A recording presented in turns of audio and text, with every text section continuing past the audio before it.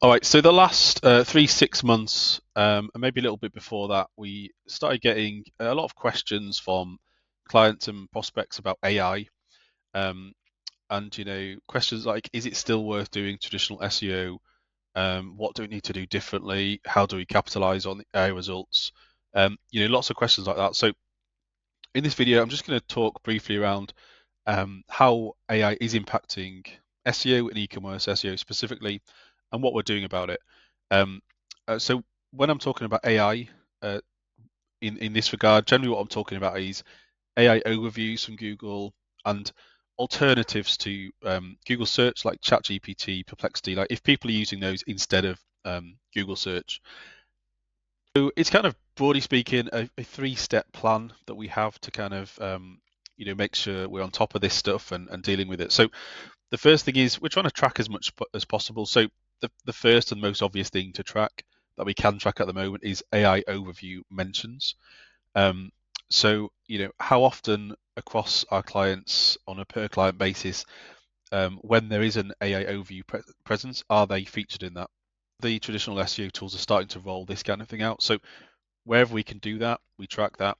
And that allows us to kind of build up a bit of a pattern of, how much are we showing up, what percentage of the time, what's the fluctuation like, and start coming up with ideas on how we can impact that visibility and obviously show up a higher percentage of times. So that is the very first step. Let's track how we're doing currently. And the next thing is, the natural progression after keywords is how is that then impacting the traffic and the revenue.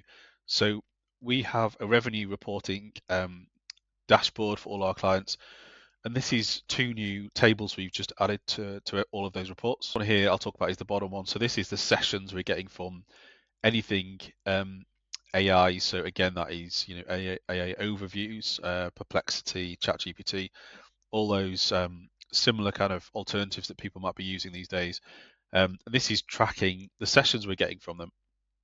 So as we can see, that is increasing over time. So this is why we need to be monitoring that, because if this continues to increase, it'll become a serious channel that we'll need to kind of take more and more notice of.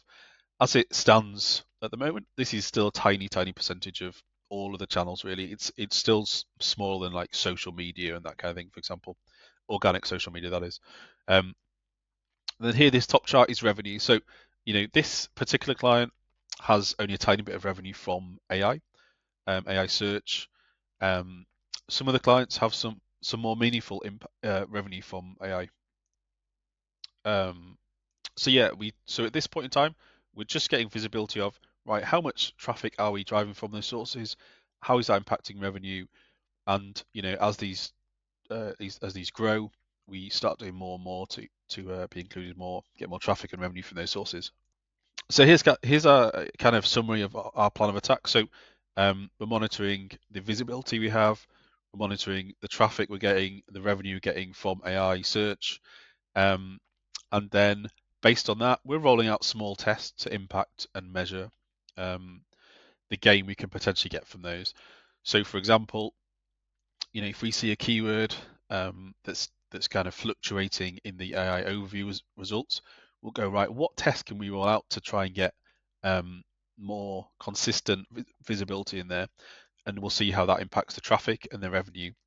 Um, and that's what we're doing at the moment. I'd love to hear kind of what your AI search strategy is. Obviously, this is a new area for everybody, so we're all learning. But yeah, I'd love to hear what everyone else is doing. All right, cheers.